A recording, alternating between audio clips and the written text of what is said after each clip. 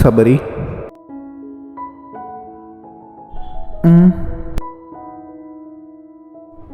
என்னடா ஏன் இப்படி உட்காந்துருக்க? ஃபீல் பண்ணுறியாடா தங்கம்?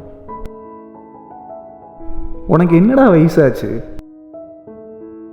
22 வயசுலேயே லைஃப்பை நினச்ச ஃபீலிங்கு தப்பு இல்லைடா. லைஃப்பில் பயம் இருக்கணும். ஆனால் நான் சொல்கிறத கொஞ்சம் கேள. சின்ன வயசில் நீ ஏதாவது கேட்டு அடம் பிடிக்கும்போது அதை என்னால் வாங்கி தர முடியாமல் எனக்குள்ளேயே நான் பட்டுக்கிற அந்த ஒரு கஷ்டம் இருக்கே, ஏதாவது சொல்லி நானும் அம்மாவும் உடனே ஏமாற்றி சமாளிச்சிருவோம். அது வேணா என் தங்கம், நல்லாவே இல்லை. இங்கே ஒன்று குட்டியாக அழகாக இருக்கு பாரு, அம்மா உனக்கு அது வாங்கி தரேன். இந்த வயசில் நீ ஆசைப்பட்ட பொண்ணுக்கு நீ எதுவும் வாங்கி தர முடியல, வெளியே கூப்பிட்டு போக முடியலன்னு 1 வருஷம் 2 வருஷம் தெரிஞ்சவங்கடா. அதுக்கு இவ்வளோனா நான் பெற்று வளர்த்த என் சாமி, நீ உனக்கு எதுவும் பண்ண முடியலன்னு எனக்கு கவலை இருக்காதாயா? என்ன பெற்றாரே, எனக்கு கவலை இருக்காதா? அம்மாவும் நானும் சண்டை போடுறப்போ அம்மா எழுதும்போது எமோஷ்னல் சப்போர்ட்டாக நீ ஆறுதல் சொல்லுவ. என்னை யாராவது புரிஞ்சுக்கோங்க, நான் அழுது என்னைக்காவது பார்த்துருக்கியாடா தம்பி? பார்த்துருக்கேன்ப்பா. அன்னைக்கு நீங்கள் அழுதது பார்த்தேன். என் அப்பா சண்டை போடுவார், ஸ்ட்ரிக்டாக இருப்பார், அவருக்கு ஃபீலிங்கே இல்லைன்னு நினச்சிட்டு இருந்தேன்ப்பா. அப்படியே பழகிட்டேன் உன்னை இவ்வளோ போல்டாக பார்த்து. ஆனால் நீ அன்னைக்கு கண்ணீர் விடுறதை என்னால் பார்க்க முடியலப்பா.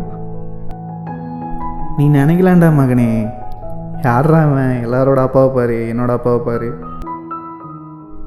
ஆனால் எனக்கு அவ்வளோதான் தெரியும். அம்மா கூட சண்டை வந்தால் கூட நான் அமைதியாக வெளியே தான் போவேன். யாருக்கிட்டேயும் சொல்லிக்க முடியாது. அதுக்காக எனக்கு மனசு இல்லை, எந்த ஒரு ஃபீலிங்கும் இல்லை, அதை கல்லுன்னு ஆயிடாதுல்ல.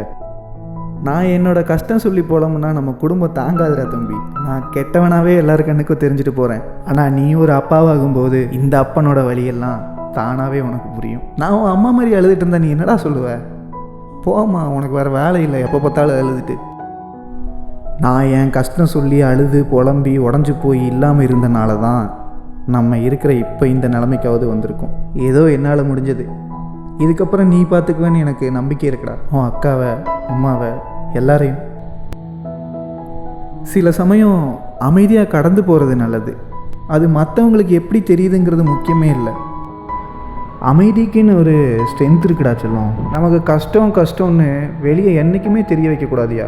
எவ்வளோ வந்தாலும் போராடு. இதெல்லாம் என்ன சின்ன சின்ன விஷயம், இன்னும் எவ்வளோ கஷ்டம் கொடுத்தாலும் நான் தாங்க வேண்டாம் அப்படின்னு ஒரு தைரியம் நமக்குள்ளே வேணும். என்னோட மகன் அவனோட வாழ்க்கையை தைரியமாக ஃபேஸ் பண்ணிக்குவான் அப்படிங்கிற தைரியத்தை மட்டும் எனக்கு கொடுடா, என்னை பெற்ற ராசாவே. இதெல்லாம் எங்கள் அப்பா என்கிட்ட பேசலை.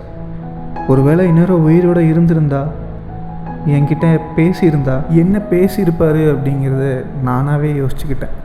எனக்கு நிறையா விஷயம் இப்போ தான்ப்பா புரியுது. ஆனால் எனக்கு இது புரிஞ்சிருச்சுப்பான்னு சொல்ல, அதை உன்கிட்ட சொல்ல நீ இல்லையேப்பா. நீ இருந்த அந்த அமைதிக்கு இவ்வளோ ஸ்ட்ரென்த் இருக்குன்னு நான் எதிர்பார்க்கலப்பா. நீ தான்ப்பா, நீ மட்டும்தான்.